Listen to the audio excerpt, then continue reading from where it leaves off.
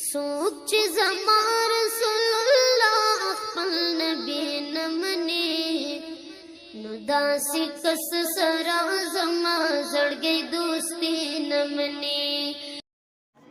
نحمده ونصلي على رسوله الكريم اما بعد فاعوذ بالله من الشيطان الرجيم بسم الله الرحمن الرحيم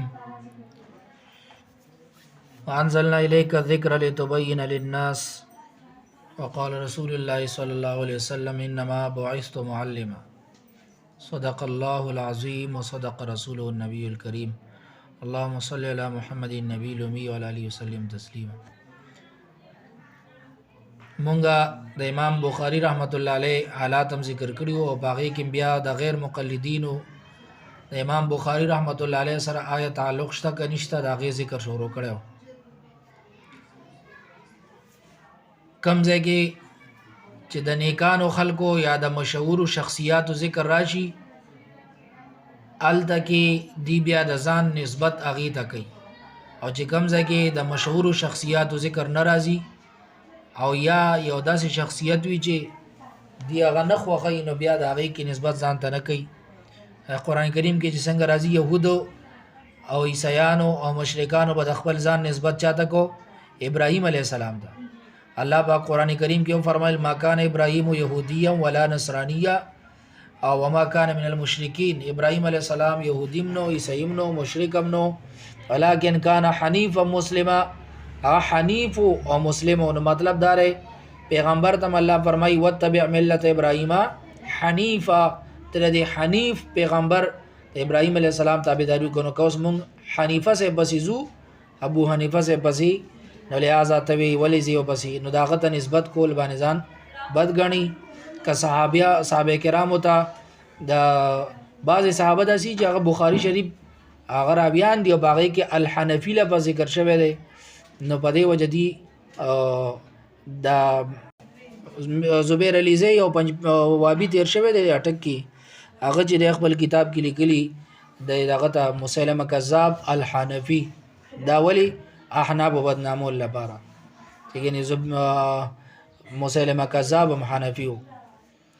دا غرانګي دویمه یو دوکه مسلمانانو ته ورکي چې احادیث مبارکو کې کله کله راشي اصحاب الحدیث یا اهل الحدیث دا غي ندی بیا دا استدلال کې جلکا دا اهل الحدیث مونږ یادې خو چې کله دا اهل الحدیث بارکه بد تذکرہ راځي نبی دی وینا نه دا مونږ نه یادې بیا غي کې واپس تختی. حالانکه چې کم مخ کې د غیر مقلدین نو او صحیح مانو کې اهل الحدیث اصحاب الحدیث هغه ټول احادیث منل یو. دویمه خبره هغه په ټول احادیث عمل کو. دریمه خبره هغه ته بزرګونو احادیث یادو. څلورمه خبره تقلید منو تقلید ته شرک نه وایو. او پنځمه خبره د بزرګانو به ادب.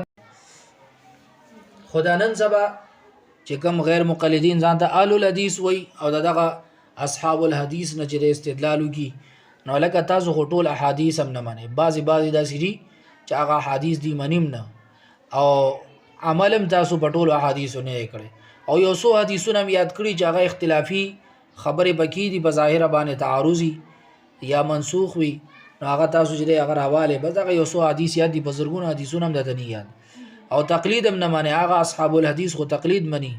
دا غرانګي هغه اصحاب الحدیث فقهاو او د بزرګانو ادب کو تاسو خو د فقهاو د بزرګانو ادب هم نه کوي نو د ځان نسبت ولې غي ته کوي. بخاری شریف کې بعض ابواب ذکر کړي چې هغه نه دا ثابتيږي چې امام بخاری رحمت الله علیه هغه د زمونږ استادو د احناف او زمونږ چې د احناف په طرفو د غیر مقلدینو په طرف نه دی. باب ما یرید الله به خیر یفقه فی الدین. دی باب کې امام بخاری رحمت الله علیه د فقه او د فقيه عظمت بیان کړم دی منیم.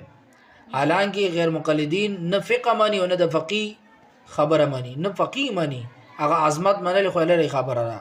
دویمه خبره بل باب ذکر کړی امام بخاری رحمت الله علیه باب من خص بالعلم قوما دون قوم کراهیت الله فهمو. دا غزه کې امام بخاری دا ثابتای رحمه الله چې هر قوم ته هر یو فن مو بیانوا بعضی خبره باندې بدی پینش او گمراه بشي.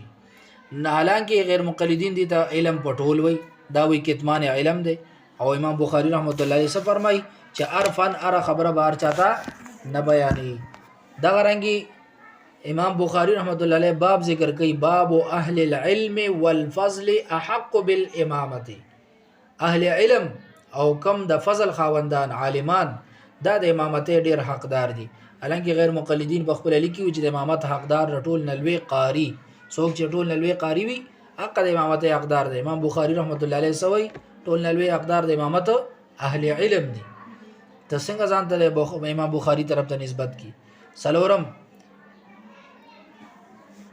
احادیث د بخاری شریف او غیر مقلدین تقریبا شل یا یویش روایات احادیث دا سری چې باغی باندې د غیر مقلدینو عمل نشته لري. عائشه صدیقه رضی الله تعالی عنها فرمای چې زه بملاستم او خپې به د نبی له صلوات و سلام طرف ته وی اغي به منځ کو چې کله بس دې لتل نو زما خپې له به داسي غمزنی لګ غوندې رسې نو کار شانته به ولاګوله، ما به خپې راټولې کړې.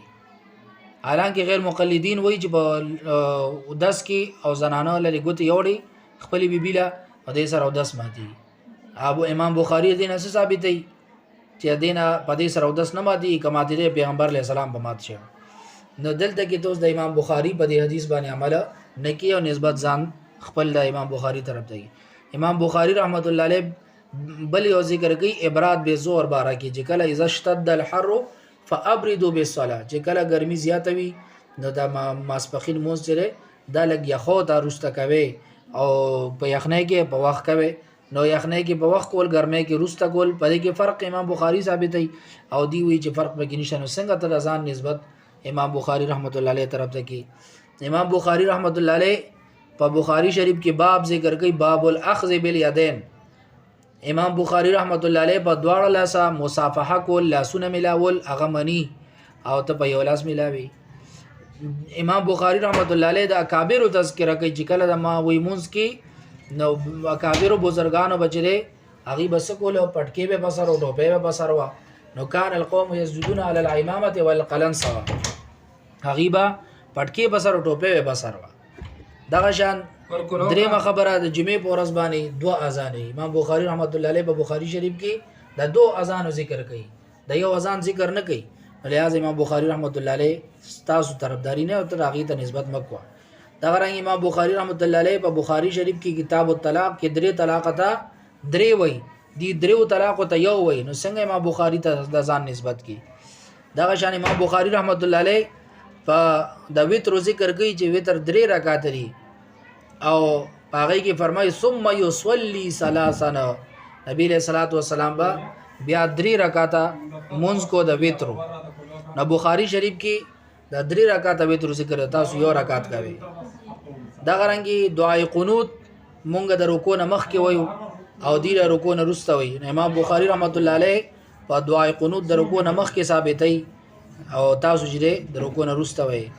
دا شان اوس بسو کوئی چې یاره زه صحیح ده خو تا هغه مسلې ذکر کې چې هغه اتفاقی وي، هغه سو مسلو کې اختلافي دي، هغه کې د امام بخاری ستا د دې طرف کوي زموږ طرف نه کوي.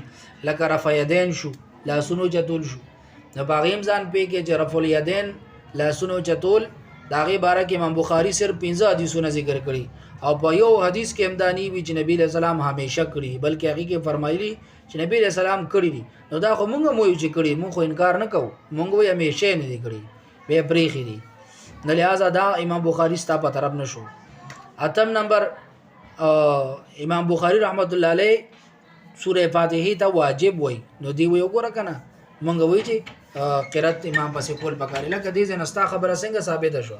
ته خو وی چې قرات کول فاتحه ویل دا فرض دی، امام بخاری ورته سوی واجب وای. نو ستا او داغه مسله جدا جدا را. دا شان دی پسینه باندې لاس تړي سړی دی وا بیان. نو استاد چې دی پسینه باندې نیت تړي لاسونه، نو په بخاری شریف کې داغه د سرم ذکر نشته، بل دعا امین په زور ویل دی بزور امین وای. امام بخاری رحمت الله علیه د عطا سے ذکر کوي چې قال عطا امین دعاون. عطا سے فرمایي چې امین څه شی دا دعا ده او دعا بارک الله قران کې څه فرمایي چې دعا په پټه ویل دا بهتر دی. ادعوا ربکم تضرعا وخفیتنا وغیرہ داسې ډېر مسائل ګومن صاحب دی فایل کې ذکر کړي چې هغې نه دا خبرې ثابتېږي چې د دې خلکو د بخاري شریف سره یا د امام بخاري صاحب سره نسبت نشته. امام بخاري رحمت الله علیه مقلد دی، غیر مقلد نه دی. دی وی مقلد مشرک دی، نو دا فتوا ستا بچا باندې لګي، امام بخاري رحمت الله علیه باندې لګي. لہذا امام بخاري رحمت الله علیه سره زمونږ نسبت دی، امام بخاري رحمت الله علیه سره د دې نسبت نشته دی.